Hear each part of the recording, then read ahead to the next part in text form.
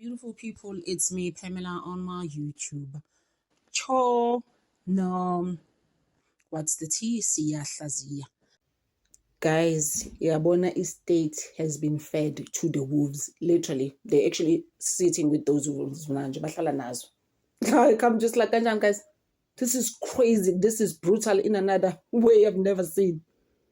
It's so heavy, it's dark. I'm just like, wow. How am I? Imagine nje guys obrigade yakhe ininti the way abazoboshwa ngakhona. It's like so crazy. I-revolver came out. Ispam. Ujika ngabeslet ngoba vele usiphethe. Like I'm just like what are you even doing? Why was Kelly calling you? You came there for what? Until umntana abantu azoshona. So meyiwa usho njalo izolo ukuthi actually usenze washonela endlini. In fact, njengoba uKelly sebemfaka emotweni, he was already gone. Guys, this is getting darker. Biza ubrigadier yakhe ininti uthi 9mm bayazi kahle ukuthi bafika lapha bathi cima clean omaphiri kwaplantwa ama-bullets engewona. Hayibo, some fire amenga exist in prison inhlalo ngumntana abantu sibiya wabantu. Uyadlalela shem guy. And he is so angry. Oh my gosh, he was even writing the whole day yesterday. He was just writing. He couldn't even look at Lishaban. He was writing everything. Only today where he's just looking at him, but he's just like Wazwang Caesar. With the wolves, where they belong anyways. You know, Brigadier Keninda and his entourage took us for a ride. Was Jailagab and like, in fact, was Jailagab as South Africans. Lomgulugudu Constable Zungu. To this day, say constable, cause he's rogue. That's why. Ngabe constable ukuthi aye esikoleni like lo Sergeant Lo Wanjonji Mali Elimpompo. I was just like, she's 43. She should have just went to school, you know? Rachel Kutumela should have just gone to school. Or by brigadier by now. Instead, bulala nabantu for insurance, you know? You know, Umtogo Notumelo are gonna be arrested, right? Yeah, finally. Because my thing is that Bati Utumelo. Njalo mangabe ephuzile uvela to ulongwe mfethu. You saw what he saw. But namhlanje usuhamba Netflix is paying you ngapha nangapha thatha labambalana like awuqhamuke nezitori zokuthi no, you know, mina babengishaya nami, they were beating me up, so what must I do? Guys, please, umngane wakho, your childhood friend, guys, can you really umthengise like that? No, guys, it's crazy what's Otumelo no Mtoko did here. You know, it's very, very crazy actually. So nje bazoboshwa lethu because bathi Utumelo washo ukuthi no ngasibona isibam sasini so ndovele I've said it as well quite a few times, especially last day ukuthi he kept on saying no isibam sasinesonto. Oh shilo nolishabani wathi no, it's not a 9mm. Guys, they must just come out now, guys. We're done. Like I said, back in the days, in the 1800s, for that matter, you would actually delete or unalive someone, but I am so sorry. Ukeles never apologized to the Meyiwas. That's how rude this family is. The Kumalos have no heart. Let's not forget Suzandile Khumalo. Suzandile Khumalo khumbula ukuthi uyiperform. She must do drama actually, that lady. She once came and said, you know, my line. I've always laughed about it, but it's actually not even funny. She came and said, you guys are kombana no ntanzi, guys. That's like so wrong in so many ways. You guys, you don't know what you've done to my family. I get kumto next to the Khumalos. The Khumalos lied to the mayor. Yes, those people, they're dark. It's as simple as that. And guys, another thing that's really, really crazy, the shooter is always changing. Kwaqala kwathi accused number 3 nje le abantu nje abadubulanayo. Manje sekuwumuzi kakhulelwa sibe. Hey, umuzi kakhulelwa sibe, guys. Ulushambani knows him very well actually. I couldn't believe that. I was just like, Uzungu, guys, what was he trying to do? But you know what's crazy about lies? Like we always say, ukuthi anenyawo imfishane azobanjwa awazugijima. This fabrication. Is out there, Andy. It's so bad now to a point where do you go? Ubaloyi, how does he come back from this? He can't come back. The lies. Oh my gosh. Ulishabane, guys, has never exposed anyone like he exposed the state. I think Ubalo is just like you know. And uZungu, Constable Zungu, kahle Masumbuko wayebhizi kahle nomuzi kakhulu sibe. I think there's some beef there.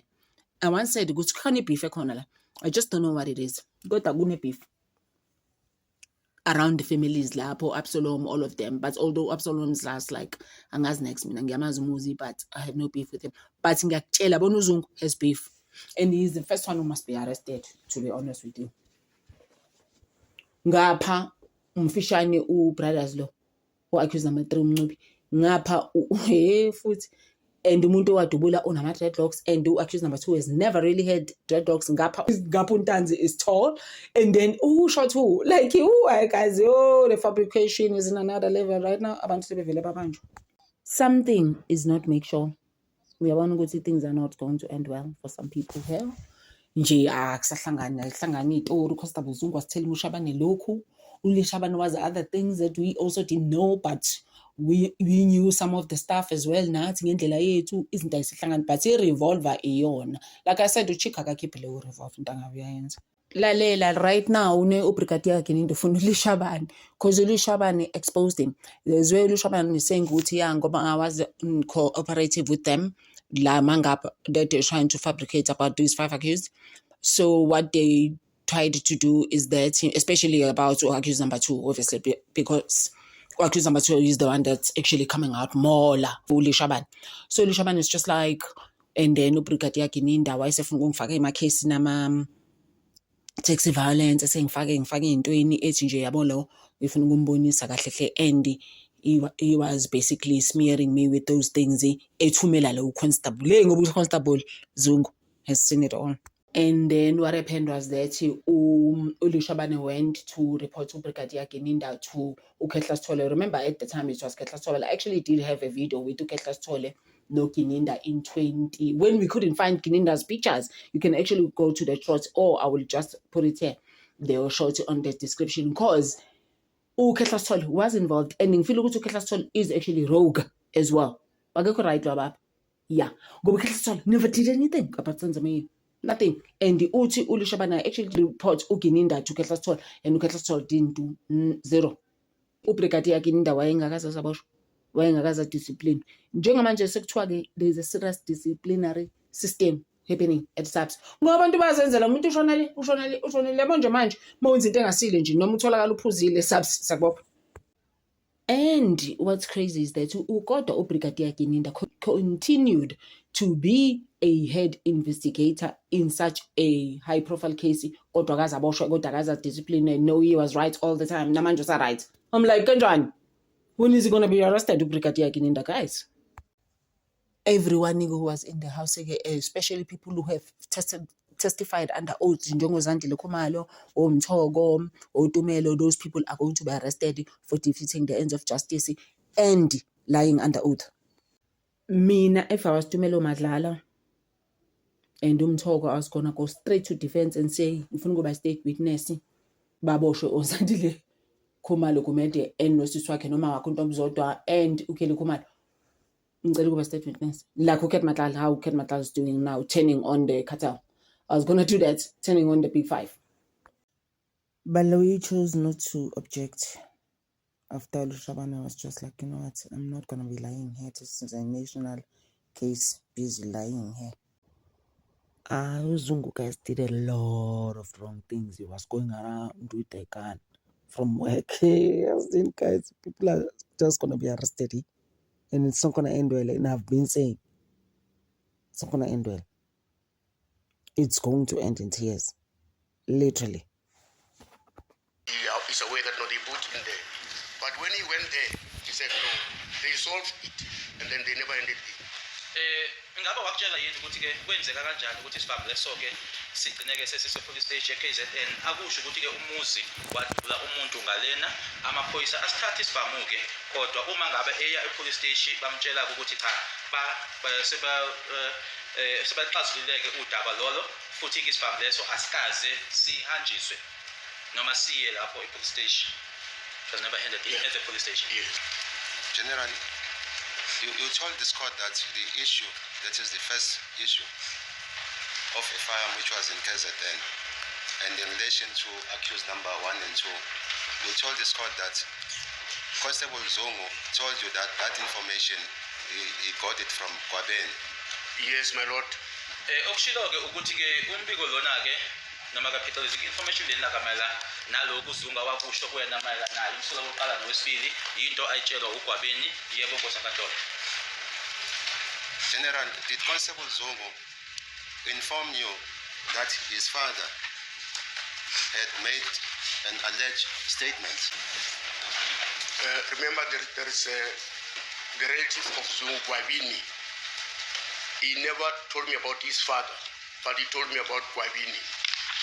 Ngabe wakutshela yini-ke ukuthi ubaba wakhe naPrincipal Zungu wenza-ke noma kuthi noma babethi wenza istatimende lokhumula-ke wangitshela-ke ngelunga leli lomndeni uGwabeni akaze angitshele ngobaba wakhe kodwa wangitshela ngoGwabeni. So he never told you that his father had informed him about the involvement of accused number 1 and 2 before this court? He never told you that? Usho ukuthi akaze akutshele nje ukuthi-ke watshelwa ubaba wakhe ngokubandakanyeka kamsola wokuqala nowesibili kwicala leli cha. I'm talking about Gwabini, not his father. Khuluma ngoGwabeni hayi ubaba wakhe. All right, General, but I'm telling you about the evidence before court. Did he tell you that the information involving accused number 1 and 2, he got it from his father? He never told you that? Yes, he never told me. Yebo akaze angitshele ukuthi mina watshelwa ubaba wakhe ukuthi-ke umsolo wokuqala nowesibili-ke babehlangeneke necala leli. General, did Constable Zungu tell you that after he had received that information from his father, he then made arrangement that his father must meet Brigadier Gininda for the taking of that statement? This is a blue lie. He never told me that. Ingabe wakutshela yini-ke ukuthi emuva kwalokho-ke ukuthi ubaba wakhe semtshelile-ke lokho amtshela kona ila eseqala inkulumo khona-ke ukuthi manje ubaba wakhe ahlangane noBrigadier Gininda amanga ahlazakhe lawo akaze angitshela. Because I wanted to be sure that the two people he's talking about, remember that all of us, we believe the two people went into that house. So I was interested in these two names before I can take anything. Information that is in the diary, General, what is it? The information that he wrote in the diary? As I said yesterday, my lord, it is only a sketch where now he wrote the names of accused number 1 and 2, and down there in Nkani only, and he even draw where the other party he wrote the shooter, and from there he also wrote a head. So those are the only things which he wrote, because he said he will never give a statement, because once can give a statement, head. Owakwenza-ke lapha kuleya dayari ukuthi-ke enze umdwebo phecelezi-ke isketch ubhala-ke amagama, ubhala-ke igama kamuzi, amagama lama amabili, nasezansi futhi wabhala-ke igama likaNkani, wase edweba naso-ke isigqoko leso khona lapho. Nala futhi abhale khona-ke ethi lana-ke ubani owadubula. Did he say who was the shooter? Yes, my lord. He said Muzi Sibia is the one who was inside and he shot at the deceased.